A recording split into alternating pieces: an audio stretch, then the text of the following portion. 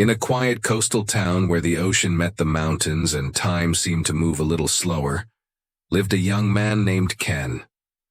From the outside, his life looked simple. He worked at the local bookstore, drank tea every evening, and took long walks through the hills. But inside his mind, it was anything but quiet. Ken had a mind that never stopped spinning. He replayed old conversations in his head, worried about what might go wrong tomorrow, and questioned every decision he made. He tried reading philosophy, journaling, even late-night walks by the sea, but the thoughts still rushed in one after the other, like waves with no shore. One morning, as he helped a traveler find a book on Zen wisdom, the traveler mentioned a teacher who lived on the far hill tucked behind the trees in a temple so silent you could hear your own breath echo. This teacher, the traveler said, had once helped a man overcome years of anxiety, without saying more than a few words.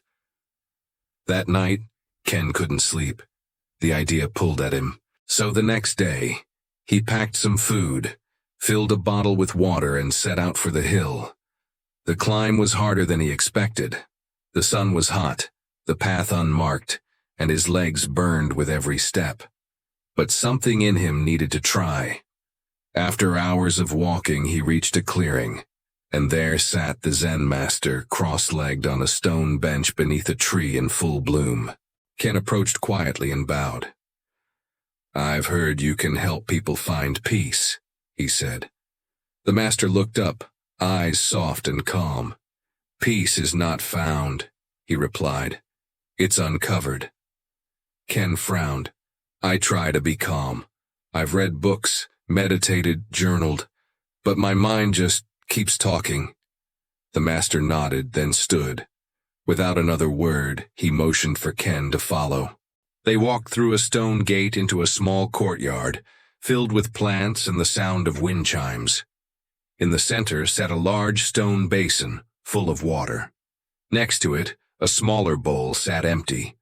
Beside it, a wooden ladle. The master pointed. "Empty the basin into the bowl, no water on the ground." Ken stared at the setup. The basin was large.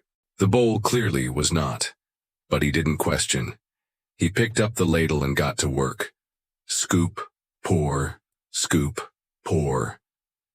Minutes passed, then hours. The sun shifted.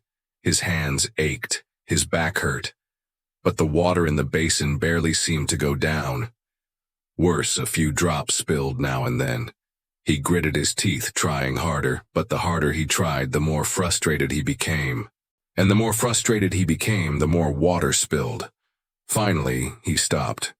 "I don't understand," he said. "This is impossible." The master, who had been watching silently, stepped forward. He placed a hand gently on Ken's shoulder. "You're trying to control the outcome," he said. "But your mind is like this water. It cannot be emptied through force. It must be stilled through attention." Ken looked down at the ladle in his hand. "Focus on each scoop," the master said. "The shape of the water, the sound it makes. Forget the goal. Be present with the process." Ken sighed, then tried again, this time slower. He noticed the smooth curve of the ladle, the light dancing on the surface, the sound the water made as it slid into the bowl. Something in him relaxed. Time faded. Thoughts quieted. With each scoop, the task felt less like a chore, and more like something else. A rhythm, a meditation. Eventually, without realizing it, he poured the last drop. He looked up, surprised. The master smiled. "When you empty your mind, the task empties itself." That day, Ken didn't just learn how to still his thoughts.